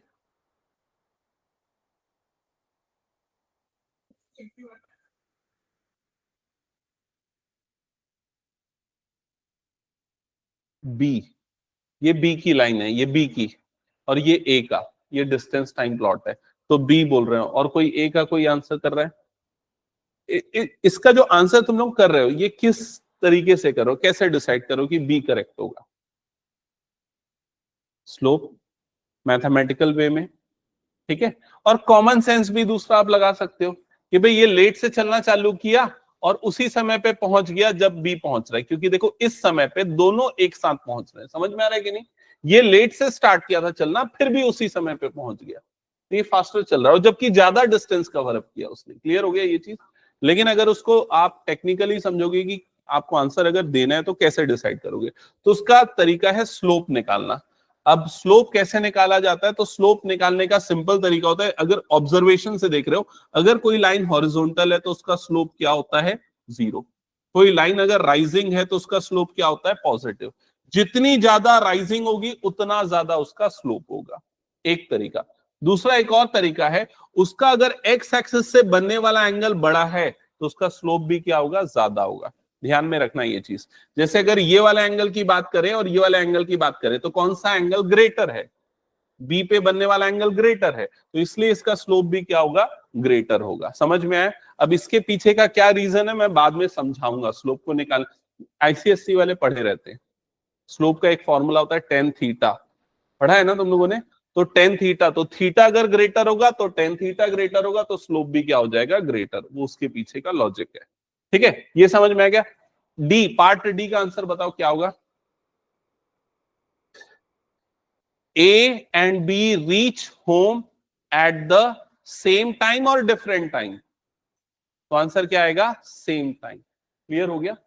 कुछ बुक्स में ये ग्राफ में थोड़ा सा चेंजेस है, कुछ बुक्स में ग्राफ क्या ऐसा तक बन गया है, तो उस समय सेम टाइम आएगा कि डिफरेंट टाइम आएगा। तो आंसर क्या आ जाएगा, डिफरेंट टाइम। ठीक है, लास्ट पार्ट का आंसर बताओ क्या है।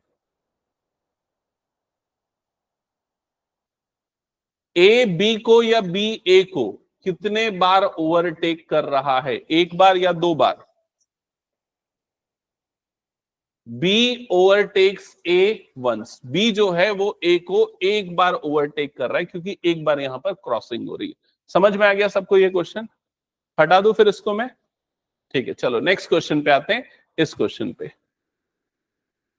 इसको मैं जूम कर रहा हूं और इसको नोट करो। बहुत सारे क्वेश्चन ना ग्राफ पे आते हैं, distance time graph, position time graph, ये सब के। तो नोट करो क्वेश्चन क्या लिखा है। A woman starts from her home at 9 AM.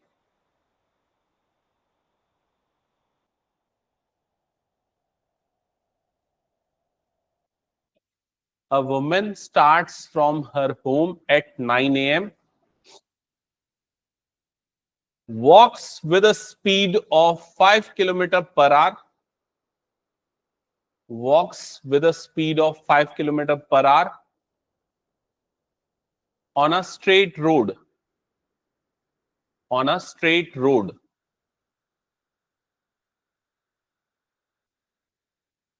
Up to her office, up to her office,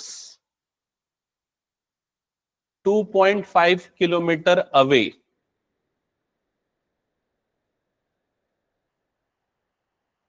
Stays at office up to 5 PM.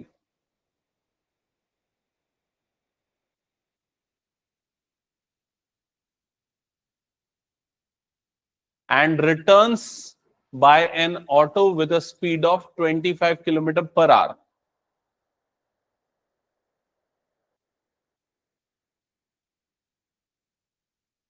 Position time graph इसका plot करना है, समझ में आया? चलो तुम लोग ट्राई करो और प्लॉट करके दिखाओ। गलती होगी कोई दिक्कत नहीं, बट ट्राई करो, अटेम्प्ट करो।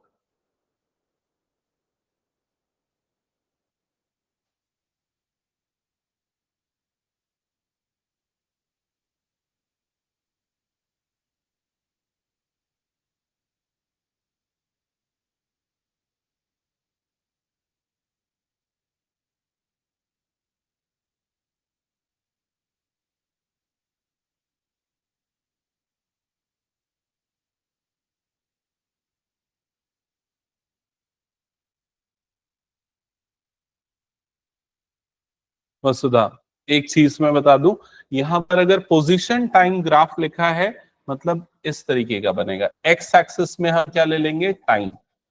वाई एक्सिस में हम क्या लेंगे? इसकी पोजीशन। और पोजीशन को हम डिनोट करते हैं एक्स से। तो यहाँ पर एक्स आ जाएगा, वहां पर टी आएगा। क्लियर हो गया ये चीज? हाँ, सबसे पहले यहां से स्टार्ट होगा।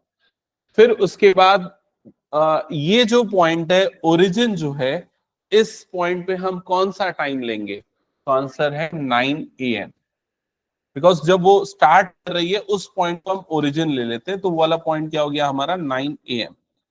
तो उस समय वो घर से मूव करना स्टार्ट कर रही है, तो इनिशियली उसकी वेलोसिटी क्या थी? 0। ठीक है। और उसके बाद वो किस स्पीड से मूव कर रही थी? 5 मीटर पर आवर। इस स्पीड से स्ट्रेट रोड पे जा रही थी। उसका ऑफिस कितना दूर था? 2.5 किलोमीटर के डिस्टेंस पे था। ये समझ में आ गया? तो मैं सिंपल सा क्वेश्चन पूछ रहा हूं, अगर वो इस स्पीड से जा रही है, इतना डिस्टेंस कवर अप कर रही है, तो वो कितने टाइम में अपने ऑफिस पहुंच जाएगी? स्पीड दे दिया है, डिस्टेंस दे दिया है, टाइम निकालना है। स्पीड है 5 किलोमीटर पर आवर, डिस्टेंस है 2.5 किलोमीटर, और मैं पूछ रहा हूं टाइम कितना लगेगा? डिस्टेंस अपॉन स्पीड यही होगा टाइम, तो कितना आएगा? हाँ, 0.5 आवर्स या फिर हाफ आवर, यही आएगा। हाफ आवर मतलब अगर उसने 9 बजे चलना चालू किया तो अपने ऑफिस कितने बजे पहुंचेगी? 9:30। तो यहां पर आ गया 9:30 AM। ठीक है। और अब उसकी पोजीशन क्या हो गई? अपने उसके इनिशियल पोजीशन मतलब घर से वो कितने दूर पहुंच चुकी है? तो आंसर है 2.5 किलोमीटर। अब जब वो मूव कर रही थी, तो मान लो यहां पर ये 2.5 किलोमीटर है और इस जगह पे वो यहां पर आ चुकी है। तो मूव कर रही थी, तो एक बार में तो जंप नहीं होगा, उसने धीरे धीरे डिस्टेंस कवर अप किया। तो मतलब यहां पर क्या आ जाएगा? एक का पोजीशन चेंज हो रहा है विद रिस्पेक्ट टू टाइम। समझ में आ रहा है कि नहीं ये चीज? ठीक है। और उसके बाद 9:30 से लेके 5 PM तक वो अपने ऑफिस में ही है। तो क्या उसकी पोजीशन कोई चेंज हो रहा है? नहीं, स्टिल वो अपने घर से उतने ही डिस्टेंस पे है, 2.5 किलोमीटर के डिस्टेंस पे। क्या ये क्लियर हो गया? फिर उसके बाद उसने अपने ऑफिस से मूव करना स्टार्ट किया 5 PM को। और उसने किस स्पीड से मूव किया, 25 किलोमीटर पर आवर इस स्पीड से मूव किया, तो वो अपने घर पहुंच गई। कितने टाइम में वो रिटर्न पहुंची?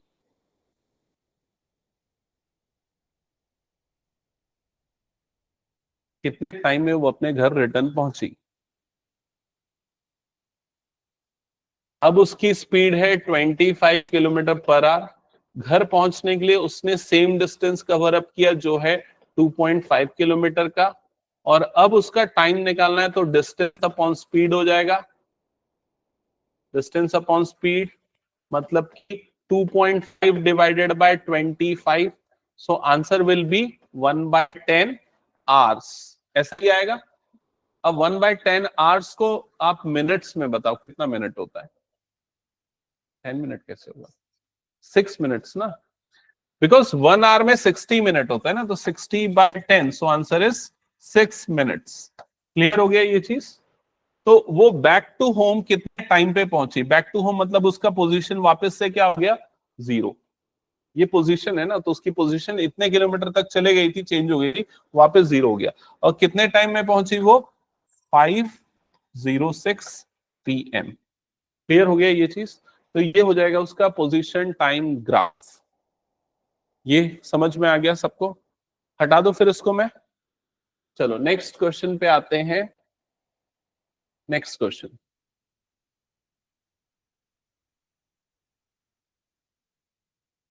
हम्म,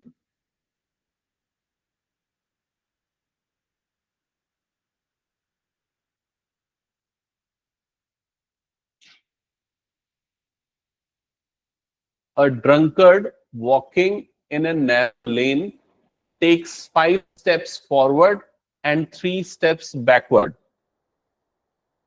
समझ रहे हो ना? ठीक है, तो जो भी ड्रंक पर्सन है वो 5 स्टेप्स फॉरवर्ड लेता है, देन 3 स्टेप्स बैकवर्ड लेता है। Followed by 5 steps forward, 3 steps backward and so on. तो हर बार वो 5 स्टेप आगे जा रहा है, 3 स्टेप पीछे जा रहा है, ऐसे वो चल रहा है। Each step is 1 meter long and require 1 second। तो कितने प्रिसीजन के साथ चल रहा है कि हर बार वो 1 मीटर का डिस्टेंस कवर अप कर रहा है और 1 सेकेंड में कवर अप कर रहा है। Plot XT graph, position graph of this motion. तो उसके मोशन का पोजीशन टाइम ग्राफ प्लॉट करना है। Determine graphically and otherwise how long the drunkard takes to fall in a pit 13 meter away from the start। तो कितने देर के बाद उस गड्ढे में गिर जाएगा जो इतने डिस्टेंस पे है। क्लियर हो गया?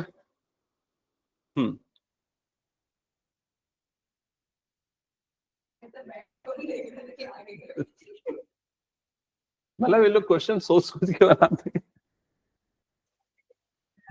जैसे वो न्यूटन ने वो एप्पल को देख के सोचा होगा, वैसे ही शायद लोगों ने ऐसी रियल टाइम सिचुएशन को देख के क्वेश्चन सोचा होगा।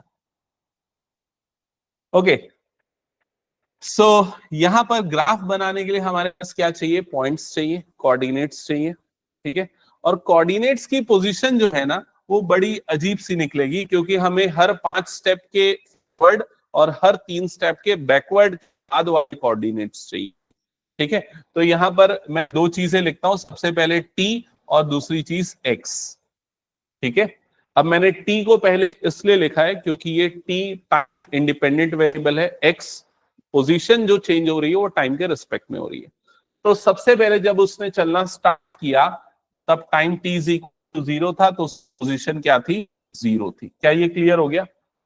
अब पहले वो 5 स्टेप फॉरवर्ड जा रहा है, तो time t is equals to जब 5 होगा, 5 सेकेंड्स के बाद उसकी पोजीशन कहां पर होगी? 1 2 3 4 5, 5 सेकेंड, तो उसकी पोजीशन पर होगी 5 मीटर होगी ना। ये बोल रहा है 1 मीटर अगर वो वॉक कर रहा है तो 1 सेकेंड का टाइम लग रहा है। तो पहले बार उसने 5 स्टेप फॉरवर्ड लिए, तो 5 सेकेंड लगा, 5 मीटर हुआ। क्लियर?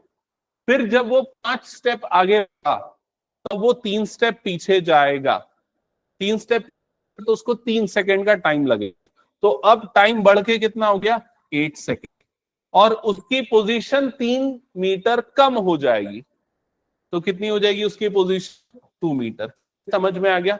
और फिर से वो 5 स्टेप फॉरवर्ड लेगा, 5 फॉरवर्ड लेगा, मतलब 5 सेकंड का टाइम लगा, तो कितना हो गया, 13 सेकंड हो गया टाइम। और उसकी पोजीशन 5 मीटर बढ़ गई, तो अब उसकी पोजीशन क्या हो गई, 7 मीटर। समझ में आया। अब ये पूरा कैलकुलेशन करो आगे, कब तक करो, जब तक, हाँ एक और, मतलब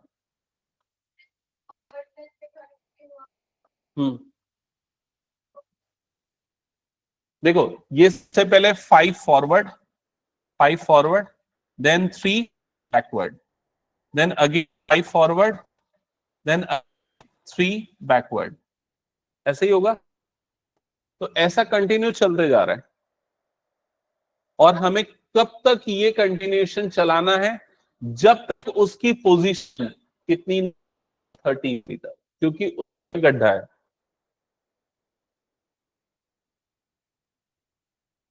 तो नेक्स्ट टाइम और पोजीशन बताओ क्या आ रहा है, टाइम कितना आ रहा है यहां पर, 16 प्लस 3 टाइम, पोजीशन -3 हो जाएगा, पोजीशन कितना हो जाएगा, 4। क्या ये क्लियर हो गया। फिर टाइम कितने का इंक्रीमेंट होगा, +5, 5 मीटर फॉरवर्ड, और 5 सेकेंड्स इंक्रीज हो जाएगा, तो यह 21, और उसकी पोजीशन +5 हो जाएगी, मतलब ये आ जाएगा 9। समझ में आ रहा है ये। देन -3, पोजीशन में -3 और टाइम में 3 सेकेंड्स बढ़ जाएगा, तो पोजीशन हो जाएगी 6 और टाइम अब हो जाएगा 24। क्या ये क्लियर हो गया। ये 3 steps backward, then again 5 steps forward, तो +5 कर दोगे तो ये आ जाएगा 29, प्लेसमेंट +5 कर दोगे तो 11। क्लियर हो गया।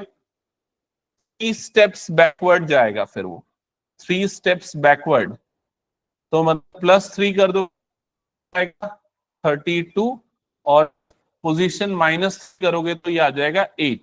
यहां तक हो गया। Then 5 steps forward, 5 steps forward, correct. तो अब जब वो 5 स्टेप्स फॉरवर्ड लेगा यहां से, तो टाइम कितना हो जाएगा, 37 सेकेंड्स, और उसकी पोजीशन कितनी हो जाएगी, 13 मीटर। तो कितने टाइम के बाद वो पिट में फॉल करेगा, तो आंसर है 37 सेकेंड्स। क्लियर हो गया। बट ये तो एक पार्ट था इनका, मेजर पार्ट अभी इसका बच गया है। आपको क्या प्लॉट करना है इसमें, majorly graph, position time plot या ग्राफ। तो पोजीशन टाइम प्लॉट करने के लिए, ग्राफ प्लॉट करने के लिए, ये हो गया एक्स एक्सिस में टाइम, वाई एक्सिस में इसकी पोजीशन, जिसको हम एक्स से डिनोट करेंगे। क्लियर। तो अब पॉइंट बाय पॉइंट लेते चलते, तो सबसे पहला पॉइंट का कोऑर्डिनेट हमारे पास क्या आया था, 0,0। क्लियर। 0,0 वाला पॉइंट यहां पर आ गया, और इसमें स्केलिंग भी कर लेते हैं ना।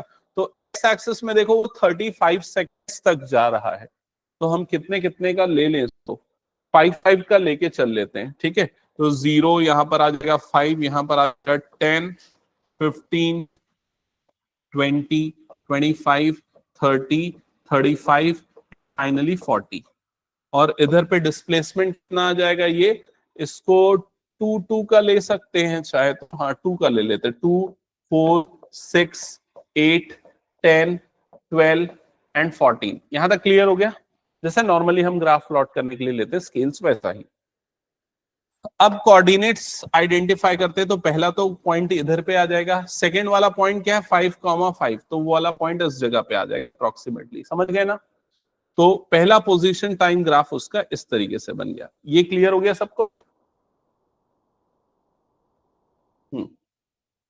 ये वाला फर्स्ट वाला सबको क्लियर हो गया ना। हाँ, ओ से लेके ए मान लेते हैं इसको। अब बताओ क्या होगा।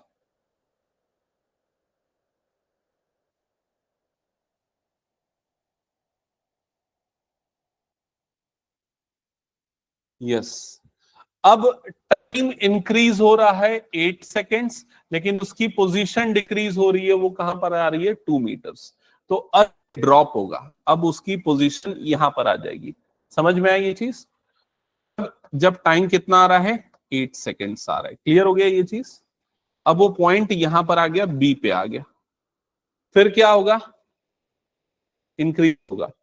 अब उसकी पोजीशन हो जाएगी 7 मीटर और टाइम हो जाएगा 13 सेकेंड्स। तो ये टाइम हो गया 13 सेकेंड्स जो, और पोजीशन हो गया 7 मीटर, मतलब ये अप्रोक्सीमेटली यहां पर जाएगा। क्लियर हो गया ये चीज। और फिर यही प्रोसेस कंटिन्यू चलेगा। देन 16 सेकेंड्स में डाउन होगा और उसका पोजीशन रहेगा 4, इस तरीके से। देन सो ऑन, ऐसा कुछ चलता जाएगा। समझ में आ रहा है क्या ये। तो अगर इसको प्रॉपरली मैं दिखाऊं तो ये ग्राफ बनेगा कुछ ऐसा, देख लो इधर पे। क्या ये समझ में आ रहा है, position time graph.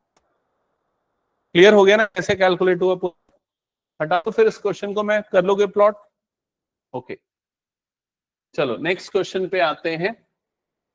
Next question note करो क्या लिखा है।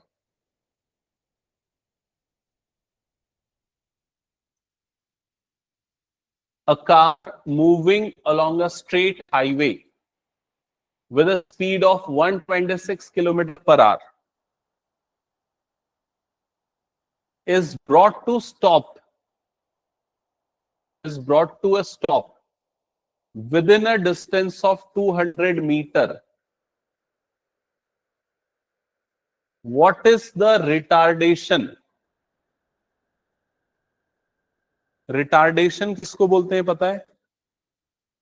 Negative acceleration. जब वेलोसिटी डिक्रीज होती है तो ये रिटार्डेशन होता है।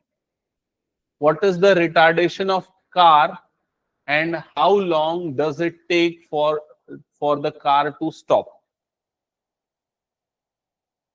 तो वो कार किस स्पीड से ट्रैवल कर, तो यहां पर गिवन है 126 किलोमीटर पर आवर।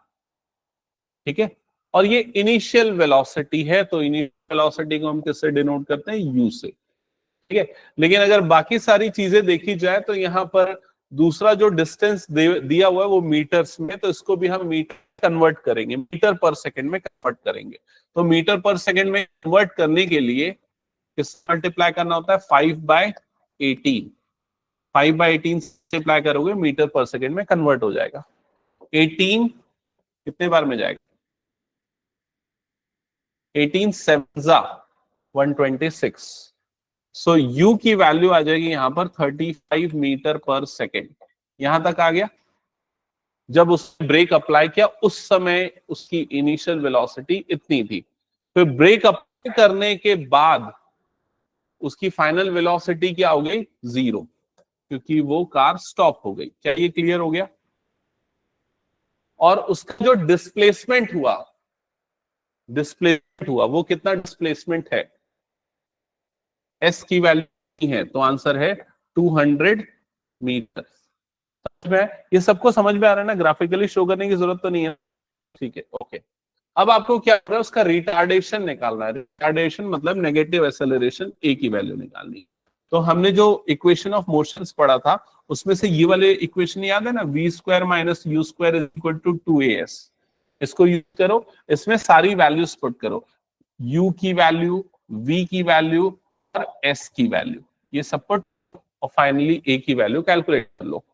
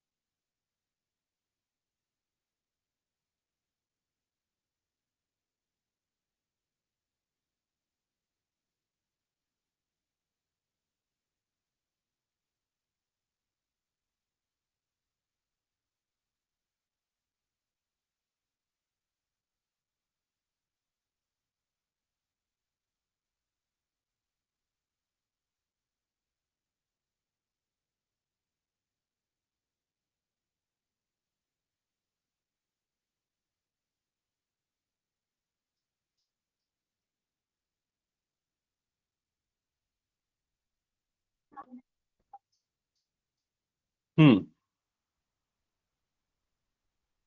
एक और चीज निकालनी, कैलकुलेट करना, टाइम भी देख लो कितना आएगा।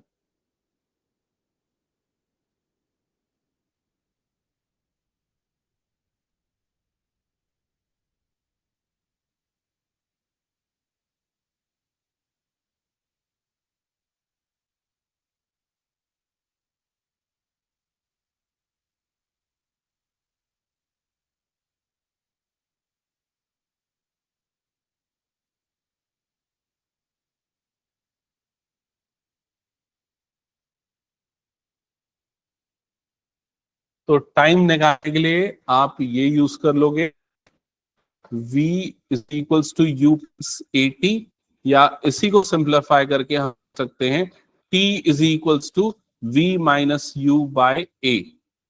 तो v के प्लेस पे यहां पर क्या आ जाएगा 0, माइनस u के प्लेस पे क्या आ जाएगा 35 अपॉन a। तो एक्सेलरेशन आपने निकाला था वो कितना आया था -3.6।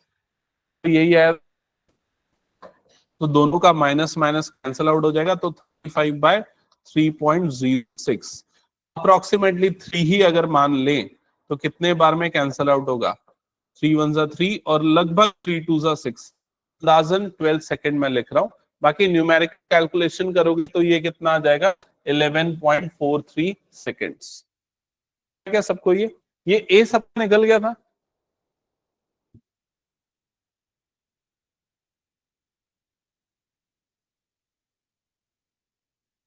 एक्सेलरेशन नेगेटिव क्यों होगा, क्योंकि ब्रेक लग रहा है तो वेलोसिटी डिक्रीज हो रही है, जब भी वेलोसिटी डिक्रीज होगी तो एक्सेलरेशन नेगेटिव। क्लियर हो गया सबको ये। चलो आगे बढ़ते हैं, अब कुछ थ्योरेटिकल टाइप के क्वेश्चन है, एक बार वो देख लेते हैं। तो फर्स्ट क्वेश्चन क्या लिखा हुआ है पढ़ो, ये ये वाला पार्ट है इनफैक्ट, ये नहीं, ये पार्ट, इसको नोट मत करो अब, ये इसको एक बार पढ़ लो, ठीक है। लिखा हुआ है a player throws a ball upward with an initial velocity, initial speed 29.4 metre पर सेकेंड। तो कभी भी फिजिक्स के प्रॉब्लम्स को डिस्कस करो ना, विजुलाइज करो। क्या विजुलाइज कर लिया क्या हो रहा है यहाँ पर, बॉल को अपवर्ड थ्रो कर रहे हैं, इनिशियल वेलोसिटी कितनी है 29.4 मीटर पर सेकेंड। तो इसको पिक्चराइज भी करता हूं, मान लो इस तरीके से अपवर्ड थ्रो करें, इनिशियल वेलोसिटी ये 29.4 मीटर पर सेकेंड। क्लियर हो गया। लिखा है what is the direction of acceleration during the upward motion. Acceleration का डायरेक्शन क्या होगा जब वो अपवर्ड मोशन पे है, तो नेगेटिव या फिर डाउनवर्ड डायरेक्शन। समझ में आ गया। साइन अगर पूछा होता तो नेगेटिव पूछ हम आंसर करते, लेकिन अगर उसने डायरेक्शन बोला है तो हम क्या लिखेंगे डाउनवर्ड्स। क्या ये क्लियर हो गया। सेकेंड पार्ट में क्या पूछा है पढ़ो,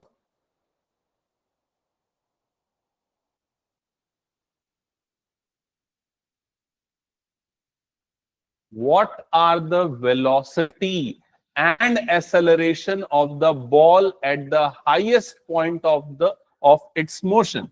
highest point of its motion मतलब वो मान लो यहां पर पहुंच गया अपने पीक पे, तो उस समय उसकी वेलोसिटी क्या होगी पूछ रहा है, 0, क्योंकि उस समय वो स्टिल पोजीशन पे आ जाएगा और उसकी वेलोसिटी क्या हो जाएगी 0। उसके बाद क्या लिखा है क्वेश्चन में, और क्या पूछा एंड एक्सेलरेशन, उस पॉइंट पे उसका एक्सेलरेशन क्या होगा।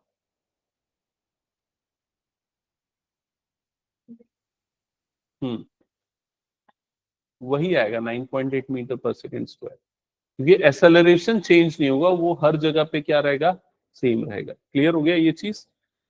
नेक्स्ट क्या लिखा हुआ है पढ़ो, ये काफी कॉम्प्लिकेटेड क्वेश्चन है, ये वाला थर्ड पार्ट उसको विजुअलाइज कर। Choose x is equal 0, t is equals to 0, location and time of the ball and its highest point. इसका मतलब क्या हो गया, जब बॉल अपने हाईएस्ट पॉइंट पे है उस समय उसकी पोजीशन को मान लो कि वो x इज इक्वल्स टू 0 है और time t is equals to 0 है। मतलब समझ में आ रहा है कि नहीं, वो जो डिस्टेंस टाइम जो बनाते हैं ना, मतलब ओरिजिन वो है, ये बोल रहा है क्वेश्चन में। समझ में आया कि नहीं चीज, ठीक है। अब ये बोल रहा है वर्टिकली, ये लिखा location and time of the ball at its point, vertically downward direction to be positive direction of the x axis. मतलब अगर डाउनवर्ड डायरेक्शन में जा रहा है तो उसको क्या अज्यूम करना है, पॉजिटिव। मतलब अगर बॉल जो है वो नीचे की तरफ आ रही है तो हम उसकी पोजीशन को पॉजिटिव कंसीडर करेंगे, ऐसा लिखा है इसमें। ठीक है, आगे लिखा है downward direction of the x axis, downward direction of the x axis जो है वो पॉजिटिव है, ये बोल रहा है। Positive science of position, velocity and acceleration of the ball during the upward and downward motion. क्या ये क्वेश्चन समझ में आया?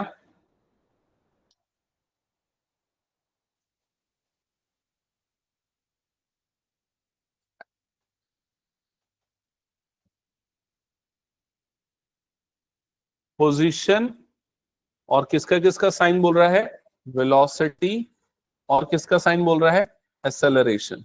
इन तीनों आपको बताना है, अपवर्ड मोशन में और डाउनवर्ड मोशन में। तो बताओ क्या क्या होगा।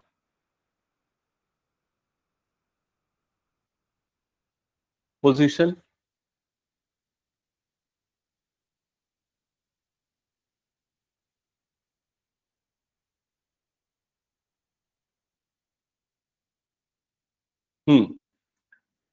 समझ में आ रहा है ना? देखो यहां पर ना क्या बोल रहा है, अगर ये ओरिजिन है तो ये उसका पीक पॉइंट है, बॉल वहां से फेंक रहे हैं, इस जगह से फेंक रहे हैं, और बॉल अगर अपने पीक पॉइंट तक पहुंचेगी भी तो भी वो एक्स एक्सिस के नीचे होगी। समझ में आ रहा है कि नहीं ये चीज? तो कभी भी वो एक्स एक्सिस को पार नहीं करेगी। और अगर बॉल की पोजीशन एक्सिस के नीचे है तो यहां पर क्या लिखा, डाउनवर्ड डायरेक्शन है, तो वो क्या ले रहा है उसको, पॉजिटिव डायरेक्शन। मतलब अगर बॉल ऊपर की तरफ मोशन कर रही है तो भी अपने पीक में कहां तक पहुंच रही है, यहां तक। की तरफ पे भी जा रही है तो वो कहां पर है, एक्स एक्सिस के नीचे ही है। और अगर कभी भी उसकी पोजीशन एक्स एक्सिस के नीचे है तो उसको हम क्या लेंगे, पॉजिटिव डायरेक्शन लेंगे। मतलब इसकी जो पोजीशन है वो अपवर्ड और डाउनवर्ड दोनों ही मोशन ये क्या हो जाएगी, पॉजिटिव। क्या समझ में आया क्वेश्चन का इंटरप्रिटेशन? फिर क्या बोल रहा है, इसकी वेलोसिटी नहीं है। अब अपवर्ड डायरेक्शन में जाएगा तो वेलोसिटी पॉजिटिव होगी या नेगेटिव, अपवर्ड डायरेक्शन में जाएगा तो वेलोसिटी पॉजिटिव होगी या नेगेटिव।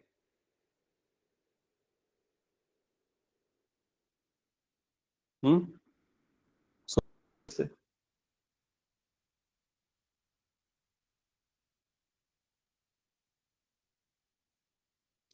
अपवर्ड डायरेक्शन में जाएगा तो जो उसका डिस्प्लेसमेंट है ना, इसका डिस्प्लेसमेंट क्या होगा, पॉजिटिव आएगा कि नेगेटिव आएगा।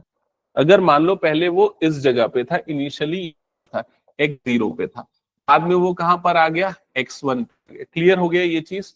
तो यहां पर अपवर्ड में final position minus initial position x1 minus x2, तो क्या हो जाएगा, वेलोसिटी इसकी डिक्रीज हो रही है ना यहाँ पर, तो वेलोसिटी क्या आ जाएगा यहाँ पर, नेगेटिव।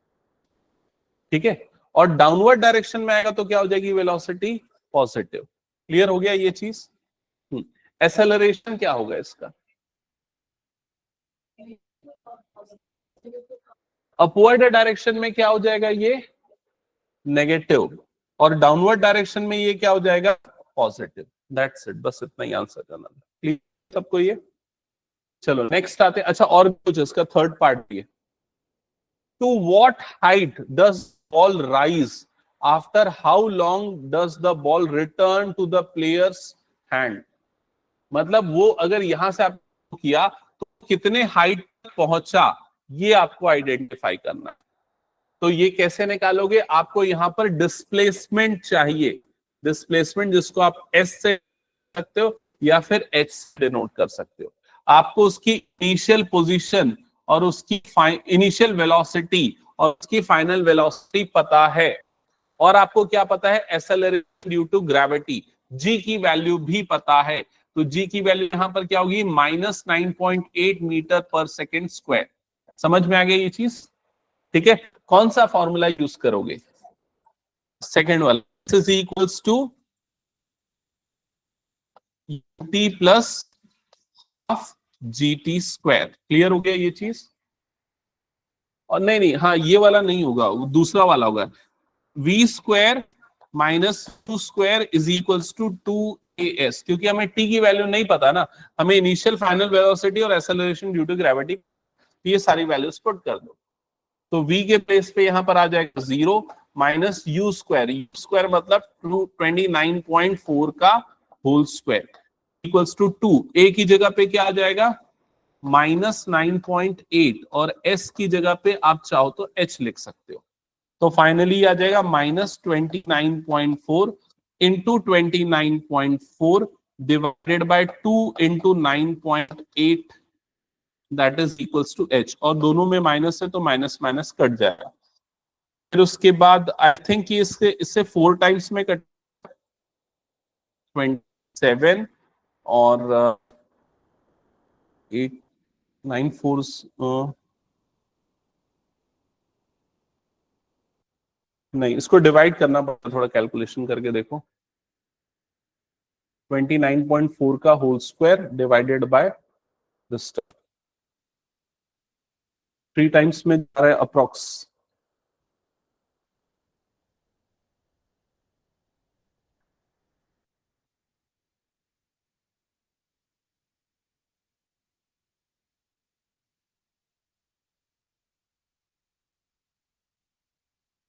अप्रोक्सीमेटली ले लेते हैं 3 टाइम्स में, ठीक है।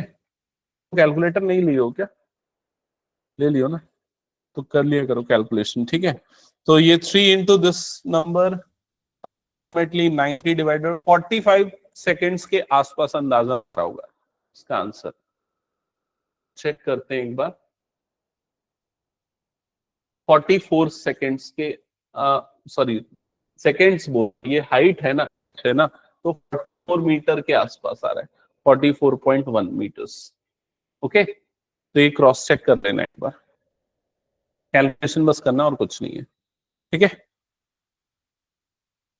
तो आज यही एंड करें क्लास फिर हम लोग, ठीक है। और कुछ इसके न्यूमेरिकल्स बचे हैं जो आप लोगों के बुक वाले क्वेश्चन है, उसको अगर जरूरत पड़ी तो मैं एक आध क्लास में, नहीं तो फिर मैं नया चैप्टर स्टार्ट कर दूंगा, ठीक है। मोशन इन प्लेन, तो अभी हम जो 1D वाला देख रहे थे, नेक्स्ट क्लास में क्या हो जाएगा 2D वाला आ जाएगा।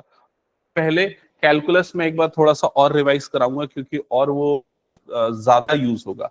अभी मैंने सिंपल कैलकुलस ही बताए, एक ही फॉर्मूला बताया, उसमें कई सारे रूल्स और लगते हैं, तो वो सब पढ़ाऊंगा फिर उसके बाद नेक्स्ट टॉपिक, ठीक है। ओके।